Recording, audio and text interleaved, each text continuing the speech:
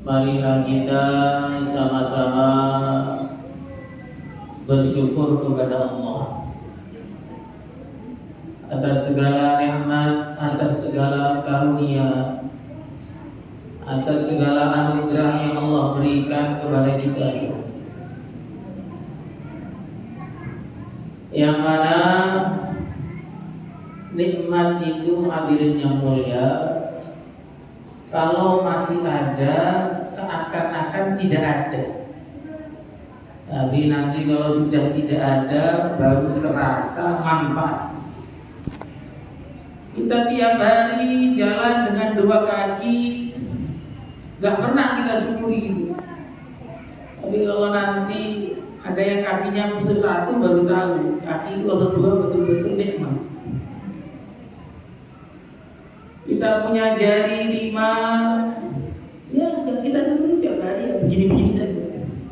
Tapi nanti kalau sudah ada yang terkilir satu, jempolnya terkilir, mau makan nggak bisa, pegang sendok nggak bisa, baru tahu 5 jari itu betul-betul nikmat dari Allah. Kita tidur tiap hari, kita nggak syukur karena tiap hari masih bisa tidur. Tapi nanti kalau ada waktu kita nggak bisa tidur semalam suntuk, baru tahu bahwa tidur itu adalah nikmat dari Allah. Kita tiap hari bicara kesana kemari, tidak terasa dan tidak bersyukur, itu nikmat. Tapi kalau nanti lidahnya kena sariawan, lidahnya peradangan sehingga susah bicara, baru tahu lidah yang normal itu betul-betul anugerah dari Allah. Kita mendengar tiap hari, kita tidak bersyukur. Kayak mendengar itu ya, ada orang ngomong mendengar, ada orang ngomong mendengar, bahkan kadang-kadang ada orang ngomong malah ngomong sendiri. Allah. Ibu-ibu yang di belakang sana itu, ada orang ngomong sendiri, ya, biasa. Tapi nanti kalau sudah mulai telinganya mulai tuli, ketika diajak bicara perlu pakai alat bantu mendengar atau perlu didekatkan ke telinganya baru terdengar, baru tahu ternyata mendengar itu anugerah betul dari Allah. Hadirin yang dimuliakan oleh Allah Subhanahu wa taala, maka dikatakan oleh Allah Subhanahu wa taala dalam Al-Qur'an, wa in ta'uddu ni'matallahi la tuhsuha. Kalau kalian berusaha menghitung nikmat Allah, maka tidak akan bisa kalian hitung. Karena tidak bisa menghitung, akhirnya tidak mau menghitung. Karena tidak mau menghitung, akhirnya perasaannya tidak pernah dapat nikmat dari Allah. Sehingga kalau disuruh syukur itu bingung. Marilah bersyukur. Apa yang harus disyukuri? Kenaikan jabatan, tambahan makanan, menang pilpres. Hadirin yang dimuliakan oleh Allah Subhanahu wa taala, Iblis laknatullah alaih, dia sudah bersumpah di hadapan Allah, "Tsumma la'atiyannahum min baini aydihim wa min khalfihim wa an aymanihim wa an syama'ilihim." Demi Allah, akan aku datangi manusia itu dari arah depan mereka, dari arah kanan mereka, dari arah kiri mereka, dari arah belakang mereka. Jadi setan itu terbagi jadi 4. Ada setan depan. Bagaimana setan depan? Setan yang membisiki kepada manusia bahwa di depan itu tidak ada apa-apa. Tidak ada surga, tidak ada neraka, tidak ada kubur, tidak ada kebangkitan, tidak ada hisab, tidak ada azab. Nah, pokoknya lanjut aja, gospel. Gak perlu mikir ada pahalanya atau tidak, gak perlu mikir ada dosanya atau tidak, pokoknya lanjut terus. Namanya setan depan. Kalau setan belakang adalah setan yang ngajak dia untuk selalu memikirkan dunia. Terus dunia ditinggal di belakang, tapi suruh pikirkan terus. Pikirkan anaknya, pikirkan istrinya, pikirkan sawahnya, pikirkan kantornya, pikirkan popularitasnya, pikirkan kewibawaannya. Dia hanya pikir depannya ada perkara yang lebih penting, tidak pernah dipikirkan. Ada setan kiri. Setan kiri itu yang ngajak kemaksiatan langsung gitu aja. Dah, mencuri, merampok, begal, korupsi, suap, membunuh, perzinahan, mabuk-mabukan, tanpa pakai dalil-dalil langsung. Ada lagi ini yang lebih bahaya, setan kanan. Setan kanan itu sepertinya ngajak kebaikan, tapi di balik kebaikan itu terselundup keburukan. Allah. Ini tahun ini anaknya pulang dulu, nggak usah ngaji dulu, biar istirahat di rumah. Nanti kalau sudah fresh ngaji itu otaknya encer. Ternyata sampai rumah kena narkoba, encer betul hilang. Nggak punya otak jadinya. Jadi itulah setan kanan. Tahun ini nggak perlu keluar 40 hari dulu istirahat. Biar tahun depan keluarnya makin semangat. Ternyata tahun depannya sudah berangkat ke akhir. Allah. Itulah setan kanan yang membujuk orang untuk meninggalkan agama dengan modus mengamalkan agama. Sepertinya memberi nasihat, ternyata malah menjerumuskan dalam banyak maksiat. Sepertinya menunjukkan kepada jalan kebenaran, justru jalan kesesatan. Jadi kita ini orang Indonesia, maka Islamnya jangan sama dengan Islamnya orang Arab. Kita bikin Islam Nusantara, Islam modern. Itu sepertinya nasihat kayak diajak untuk menjadi lebih maju, ternyata lebih maju ke neraka. Setan itu ada apa tuh dari para ulama? Datang dari arah depan, dari arah kanan, dari arah kiri, dari arah belakang. Kenapa kok tidak ada datang dari arah atas? Arah atas itu adalah arah turunnya rahmat. Setan tidak bisa menghalang-halanginya. Tidak ada dari arah bawah. Kenapa? Karena arah bawah itu tempat sujudnya manusia kepada Tuhannya, dia nggak bisa datang dari situ. Maka orang itu kalau pengen selalu dicintai Allah, berbanyak sujud agar datang macam-macam rahmat yang dari atas kita. Karena setan nggak bisa menghalangi dari bawah, nggak bisa menghalangi atas. Banyak sujud dan banyak doa kepada Allah. Insyaallah SWT. Insyaallah. Setan datang dari depan, belakang, kanan, kiri. Untuk apa? Wa tajidu aktsarahum syakirin. Saya akan menggoda mereka dari seluruh arah agar mereka tidak mau bersyukur. Agar mereka tidak mau bersyukur. Kalau mereka sudah tidak mau bersyukur, maka jadi kufur. Kufur nikmat. Nah, kalau sudah kufur nikmat, maka akan dekat dengan kufur pada makna yang sebenarnya. Maka hadirin yang dimuliakan oleh Allah Subhanahu wa taala. Ya, manusia ini memang wataknya itu mudah bosan.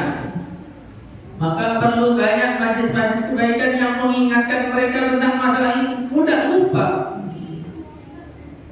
Dulu ketika Bani Israel, mereka pertama kali mendapatkan makanan langsung dari langit, manna dan salwa. Manna itu madu khusus, salwa itu burung khusus yang per orang dapat satu. Kemudian dapat minuman langsung dari batu yang memancar 12 mata air. Maka awal-awal mereka mendapat makanan itu, saking enaknya ketika makan hampir pingsan, saking enaknya.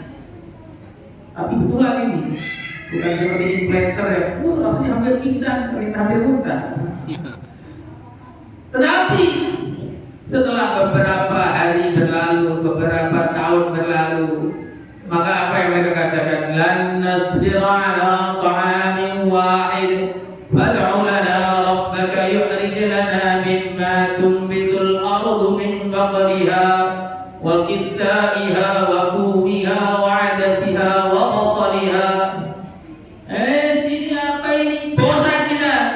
Padahal karena Allah itu gratis, turun langsung dari langit tanpa ada gangguan, tanpa perlu bayar, tanpa perlu dimasak, tanpa perlu diseduh, langsung jadi.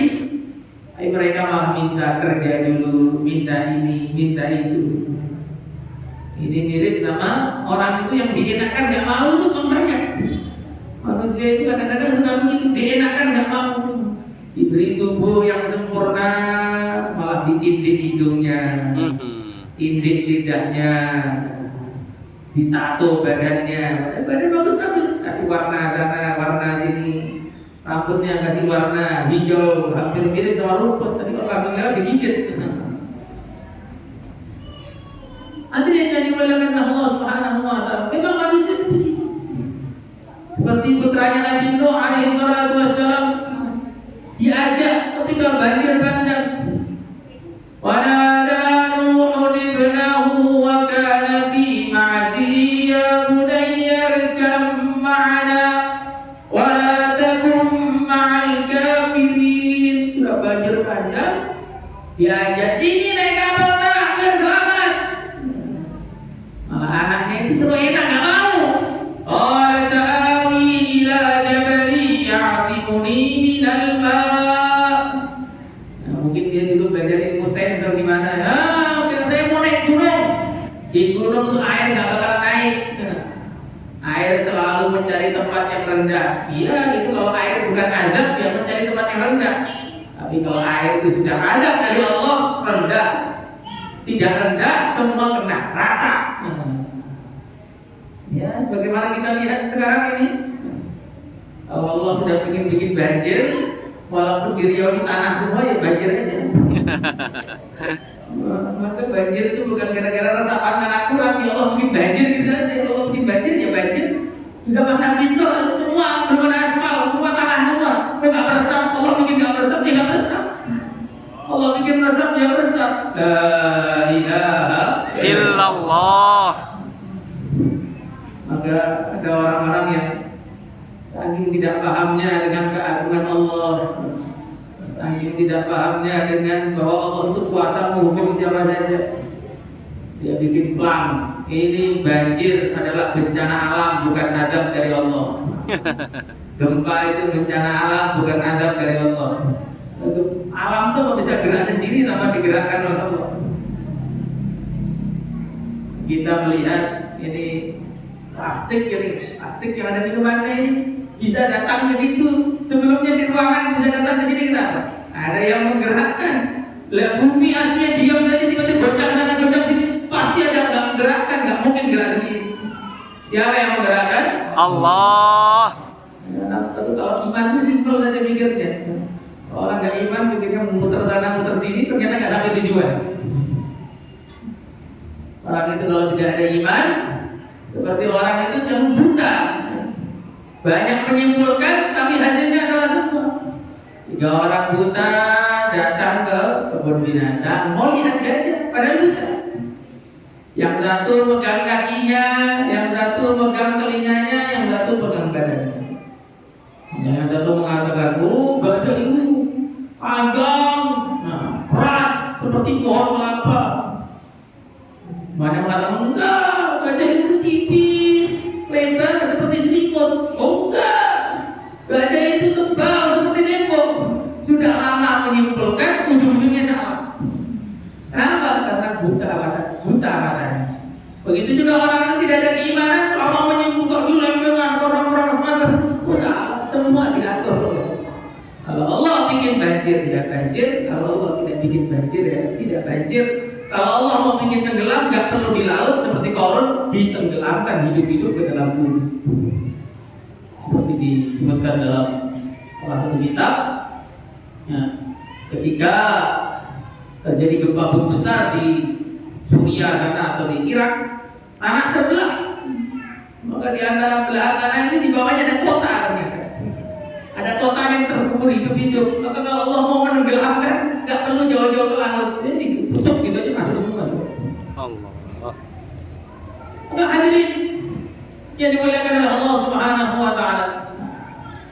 Marilah kita bersyukur kepada Allah atas segala nikmatnya, atas segala karunia-Nya.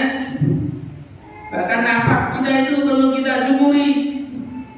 Kalau Allah tidak bikin kita bernapas, walaupun seluruh dokter dikumpulkan, seluruh tabib didatangkan, seluruh dukun diundang, oksigen seluruh dunia dikumpulkan, kita tidak akan bisa bernapas walaupun satu hembusan saja. Jadi perhembusan napas itu dari Allah. Coba kita lihat oksigen yang dijual di rumah sakit, satu tabung untuk 1 jam 2.500.000. 1 jam berarti per jam kita butuh 2.500.000 kali 24 jam, hampir 40 juta kita perlu hanya untuk napasnya, belum makannya, belum minumnya. Semua dikasih oleh Allah kepada kita gratis, tapi kita masih ngeluh juga. Hadirin yang dimuliakan oleh Allah Subhanahu wa taala. Tetapi bukan hanya itu saja nikmat. Nikmat yang di dalamnya ada semua nikmat itu adalah nikmat iman dan Islam. Tanpa iman dan Islam, semua nikmat yang disebutkan di awal tidak ada gunanya. Walaqad makkannahum fima immakkannakum fihi wa ja'alna lahum sam'an wa absaran wa af'idah fama aghna 'anhum sam'uhum wala absaruhum wala af'idatuhum min syai' idh kanu yajhaduna bi ayatillah wa haqa bihim ma kanu bihi yastahzi'un. Tau'an oleh Allah Subhanahu wa taala diberi segala fasilitas. Badan yang kuat, tingginya hampir 60 meter, yang paling pendek itu 60 meter, yang paling tinggi bisa 100 meter. Kalau marah meletakkan kakinya di tanah maka masuk sampai lutut, tangannya terbelah gara-gara gertakan kakinya. Diberi kekuatan mata yang hebat, kekuatan telinga yang hebat, cara berpikir yang maju. Tetapi semua itu tidak dibarengi dengan iman dan Islam, maka semuanya justru tidak ada gunanya sama sekali. Ketika datang azab Allah, tidak ada gunanya sama sekali. Tidak ada fungsinya, tidak ada nilainya.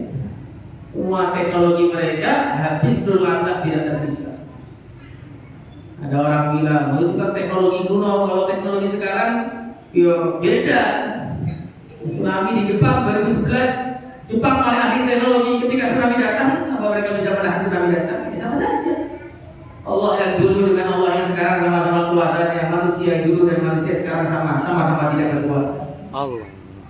Maka dengan dibalik iman dan Islam ini ada segala kenikmatan. Di balik iman ada umur yang kekal, karena orang iman akan masuk surga yang kekal. Di balik iman ada kekayaan yang kekal, karena orang di surga pasti cukup semua, berarti dia orang kaya. Di balik iman ada kekuasaan kekal, bukan kekuasaan 5 tahunan, karena jadi raja-raja yang selama-lamanya. Di balik iman ada kepuasan yang kekal, karena di surga orang gak akan susah lagi untuk selamanya. Maka kesenangan, kekuatan, kekayaan yang ada tanpa keimanan semuanya tidak kekal. Maka yang belum jadi orang kaya jangan sampai miskin 2 kali, miskin di dunia, miskin di akhirat. Kalau yang sudah merasa kaya, pertahankan kekayaan dengan keimanan sehingga bisa kaya dunia, kaya akhirat. Kalau yang sudah merasa sakit badannya, jangan sampai sakit 2 kali, di dunia sakit, di akhirat sakit. Amallah agama dengan sungguh-sungguh sehingga sakitnya cukup di dunia, di akhirat sehat selamanya. Tapi yang sudah merasa sehat, jangan sehatnya dihilangkan, dikekalkan sehatnya dengan amal agama sampai ke surga selamanya. Yang merasa tampan atau cantik, kekalkan kecantikannya dan ketamparannya dengan air wudu, dengan sholat berjamaah. Yang sudah merasa jelek, jangan sempurna jelek dunia akhirat. Itulah yang kita pikirkan itu seperti itu. Karena kita ini orang iman, orang-orang yang paham bahwa dunia bukan selama-lamanya. Yang di dunia tidak berkuasa, jangan sampai gagal berkuasa 2 kali, gagal berkuasa di dunia, gagal berkuasa di akhirat. Yang di dunia sudah berkuasa, jangan sampai mau dilengsarkan, maka bawalah iman biar tidak dilengsarkan. Wa idza ra'aita thamma ra'aita na'iman wa mulkan kabira. Kalau kita melihat di akhirat sana, maka melihat kerajaan yang besar, ahli surga. Sekali pandang, pandangannya sejauh 1000 tahun perjalanan, 14 juta kilometer. sekali jalan sampai ke tempat itu juga dia. Nah, di surga yang paling rendah derajatnya, kemana-mana dikawal 1 juta tentara, bukan karena banyak maling. Malingnya nggak ada di surga, nggak ada yang maling. Malingnya sudah kecantol di neraka semua. Maka inilah yang perlu kita renungi. Orang kalau suruh syukur urusan dunia banyak yang paham, tapi kalau syukur urusan akhirat banyak yang bingung. Apa yang harus disyukuri? Nikmat iman dan Islam itu memang ketika di dunia kebanyakan orang tidak akan memahaminya, tapi ketika sampai di akhirat rubama yawaddul ladzina kafaru law kanu muslimin. Orang-orang kafir itu yang sekarang kondang-kondang hebat-hebat, perasaannya jadi presiden, jadi PBB, jadi macam-macam, sampai di akhirat ternyata mereka ingin jadi kayak kita. Pengen jadi kayak kita, lah kitanya malah pengen jadi kayak mereka. Bagaimana ini? Balik-balik jadinya. Hadirin yang dimuliakan oleh Allah Subhanahu wa taala. Dan Allah Subhanahu wa taala mengatakan, yarfa'illahu alladhina amanu minkum walladhina utul ilma darajat. Di antara orang iman yang sudah begitu mulia tadi, Allah mengkhususkan orang iman yang istimewa. Beberapa gelintir orang iman yang istimewa, beberapa gelintir orang iman yang mulia. Mereka dimuliakan dengan pangkat khusus. Mereka diberi keistimewaan dengan keistimewaan khusus karena mereka dulu di dunia juga punya mujahadah khusus, punya kesungguhan khusus. Siapa mereka? Alladzina utul ilm, orang-orang yang mau belajar ilmu agama. Jadi orang iman itu sudah sangat mulia, tapi orang iman yang ahli ilmu agama kemuliaannya sudah tidak bisa dibayangkan. Karena dikatakan oleh baginda Nabi sallallahu alaihi wasallam, fadlul alim 'ala al-'abid kafadli 'ala adnakum. Perbandingan keutamaan orang ahli ilmu dengan ahli ibadah seperti perbandingan keutamaan Nabi dengan orang yang paling rendah di kalangan umat ini. Nabi dengan para sahabat, Nabi dengan para nabi yang lain itu tidak bisa dibandingkan. Nabi dengan para rasul tidak bisa dibandingkan. Apalagi Nabi dengan umat, apalagi Nabi dengan orang yang paling rendah derajat di umat. Sangat jauh. Begitulah gambaran jauhnya orang yang ahli ibadah dengan orang yang ahli ilmu. Apalagi sudah tidak ahli ibadah sama ahli ilmu, waduh tidak bisa dibandingkan. Tidak ada perbandingannya juga. Makanya baginda Rasulullah sallallahu alaihi wasallam mengajari kepada kita, kun aliman aw muta'alliman aw sami'an aw muhibban wa la takun hamidan. Dalam satu riwayat begitu. Kun aliman, wahai orang iman, jadilah orang alim. Kalau enggak bisa aw muta'alliman, jadilah orang yang belajar. Kalau enggak bisa aw sami'an, minimalnya kalau ada orang alim bicara dengerin, jangan main HP. Allah. Kita ini saking pentingnya kayak direktur bank aja, setiap chat dibaca, padahal lagi utang ternyata. Beraliman, atau muta'alliman, atau sami'an, atau orang yang mendengar.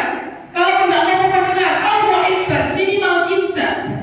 Sebelum bisa datang ke majelis-majelis kebaikan, tapi kalau lihat majelis kebaikan itu senang, berharap bisa duduk di situ. Wala takun khamisan, jangan jadi yang kelima. Alim tidak, santri tidak, duduk tidak, cinta tidak, benci lagi. Allah. Malah julid, apa itu perkumpulan orang kurang kerjaan. Siang-siang begini enak-enaknya makan malah duduk di masjid. Ini waktunya ngopi sama rokok. La ilaha illallah. Dan dalam hadis ini kita berharap kita jadi salah satu dari 4. Kalau tidak mampu jadi orang alim, jadi pelajarnya. Kalau tidak mampu jadi pelajar, jadi pendengar. Kalau tidak mampu jadi pendengar, bagaimana kita jadi pecinta? Jangan sampai jadi yang kelima. Masa cinta aja nggak bisa? Karena disebutkan dalam salah satu riwayat, ada orang berangkat ke akhirat dalam keadaan tidak punya kebaikan sama sekali. Maka malaikat itu mau dikirim ke neraka, ditahan oleh Allah. Coba dilihat dulu ada kebaikannya enggak? Dicek. Seumur hidup nggak punya kebaikan. Paling aja mungkin begitu. Kemudian akhirnya Allah berfirman, dia pernah cinta kepada ahli ilmu apa tidak? Tidak pernah. Saking parahnya itu tidak pernah cinta kepada ahli ilmu. Pernah nggak dia cinta kepada orang yang cinta kepada ahli ilmu? Tidak pernah juga. Pernah nggak dia cinta kepada orang yang cinta kepada orang yang cinta kepada ahli ilmu? Dia dicek lagi catatan amal itu, bolak-balik. Ada ini sekali. Itu pun cuma sekali. Cinta kepada orang yang cinta kepada orang yang cinta kepada ahli ilmu. Cuma sekali. Maka Allah berfirman, ya, dengan sebab amalan itu semua dosa dia saya ampuni. Allah. Ada bukan cinta kepada ahli ilmu, cinta kepada orang yang cinta kepada orang yang cinta kepada ahli ilmu. Bagaimana dengan ahli ilmunya? Dikatakan dalam satu hadis, ya ma'asyaral ulama, inni lam adha ilmi wa ilmi fikum liu'adzibakum faqad ghafartu ma kana minkum wa la ubali. Wahai para ulama, aku tidak meletakkan ilmuku di dada-dada kalian supaya aku murka kepada kalian, supaya aku menghukum kalian. Aku telah mengampuni dosa-dosa kalian, wa la ubali, dan aku tidak peduli. Semoga termasuk kita semua. Amin. Maka tidak ada ruginya punya anak di pondok, itu tidak ada ruginya. Walaupun anak itu di pondok cuma duduk 1 menit, kemudian belajar dari salawat langsung goyang, tetap tidak rugi. Karena siapa yang baca salawat Allahumma salli ala sayyidina Muhammad, maka dia akan dikenal oleh Nabi. Bukan hanya dia yang dikenal oleh Nabi, dia dan orang tuanya dikenal oleh Nabi, dan Nabi akan menyafati semua orang yang beliau kenal. Maka punya anak yang pondok ada pesantren, walaupun 1 menit cuma belajar salawat sudah untung. Apalagi kalau sampai selesai, lebih untung lagi. Kita sekarang bangga kalau punya kenalan dengan caleg, padahal belum tentu jadi. Yang bangga punya kenalan dengan capres, padahal yang jadi cuma 1 saja. Yang lain nggak jadi. Sudah sempurna. Kalaupun jadi mungkin dia nggak kenal kita lagi. Seperti biasanya begitu. Waktu pemilihan kayak senang, semua orang disalami semua. Setelah jadi usir semua. Nabi baginda Rasulullah Sallallahu Alaihi Wasallam pasti akan mencapai kita. Semoga termasuk kita semua. Maka kenal dengan Nabi ini kenal yang sempurna keuntungannya, kenal yang tidak ada ruginya. Maka jangan pernah merasa dirugikan kalau anak kita itu belajar di pesantren. Walaupun anak kita belajar di pesantren masih ngantuan, anak kita belajar pesantren perlu biaya ini, biaya itu, semua biaya yang kita keluarkan itu akan dilipat gandakan oleh Allah nanti di akhirat. Gak ada ruginya. Seperti ibunya Al-Imam Al-Bukhari radhiyallahu ta'ala anhu, beliau keliling dunia antara anaknya sampai habis uang. Sekarang kemudian anaknya jadi alim besar, Al-Imam Muhammad ibnu Ismail Al-Bukhari, yang kitabnya dikaji di seluruh dunia. Tidak ada pesantren yang tidak ada pelajaran Bukharinya, tidak ada, kecuali pasti pesantrennya belum hidup. Kalau pesantrennya sudah pesantren yang maju, pasti ada pelajaran Bukharinya. Dan setiap bacaan Bukhari dikirim kepada Imam Bukhari, pasti dikirim kepada orang tuanya. Bagaimana beruntungnya ibunya Imam Bukhari sekarang di kuburan. Dibaca kitabnya di seluruh dunia. Mungkin anak kita tidak sehebat Imam Bukhari, tidak seterkenal Imam Syafi'i, tetapi anak kita kalau jadi orang alim pasti bisa menyelamatkan kita dari adab kubur di sana. Allah, amin. Insyaallah semuanya hadirin. Maka disyukuri itu. Tanda syukurnya, anaknya jangan ditarik-tarik kalau belum selesai kurikulumnya. 10 tahun diselesaikan. Apa-apa kalau nggak selesai itu jadi gak enak. Kita masak nasi belum selesai diambil juga gak enak. Kita masukkan motor ke bengkel belum selesai, bannya belum dipasang kita ambil, gimana jadinya? Makanya anak kita kalau belum selesai kalau kita tarik, nanti jadi anak yang gak gendep. Anak yang gak gendep itu nanti bikin fatwa yang aneh-aneh. Kenapa banyak ustaz sesat di mana-mana kadang-kadang? Ya karena kajinya gak selesai, sudah kebelet jadi ustaz. Jadi yang penting viral walaupun nggak jelas. Semoga kita semua dimudahkan oleh Allah. Amin. Allahumma shalli ala sayyidina Muhammad wa ala ali sayyidina Muhammad. Alhamdulillahi rabbil alamin. Rabbana zalamna anfusana wa illam taghfir lana wa tarhamna lanakunanna minal khasirin. Allahumma anfa'na bima 'allamtana wa 'allimna ma yanfa'una wa zidna 'ilma. الحمد لله على كل حال ونعوذ بالله من أهل النار اللهم اجعلنا وأولادنا وأهل بيتنا وذرياتنا من أهل العلم والخير والسعادة ولا تجعلنا وإياكم من أهل الجهل والشر والسخاوة اللهم اجعلنا وإياكم من العلماء الأدباء الفقهاء الأتقياء المخبسين المخلصين الهادين المهديين غير الضالين ولا المضلين المحفوظين المقبولين عندك وعند خلقك اجمعين ليحيى الدين بانحاء العالم كما تحب وترضى اللهم استعملنا اولادنا وذرياتنا واهل بيتنا لخدمه دينك اللهم استعملنا واياهم لخدمه دينك احياء دين رسولك وتوفنا ونحن على ذلك اللهم اجعل مدرستنا هاديه اللهم مدرسه عامله معموره مباركه باقيه قابله دائمه مستمره مستقره موحده الى قيام الساعه كمل معانيها كمل مبانيها الصراط عادل مرتادها أكثر أنوارها بارك لسكانها احفظها يا ربنا كما حفظت عبادك الصالحين زدها يا ربنا كما حفظت عبادك الصالحين زدها عددا وعددا زدها عددا وعددا زدها خيرات الدنيا والآخرة وجعلنا من جلد فضلك العظيم سمعت رسولك الكريم إنك عبد الله هو الرحيم صلى الله على سيدنا محمد الحمد لله رب العالمين بسر الفاتحة أعوذ بالله من الشيطان الرجيم. kurang lebihnya minta maaf. Assalamualaikum warahmatullahi Mustafa, kiri. Sana.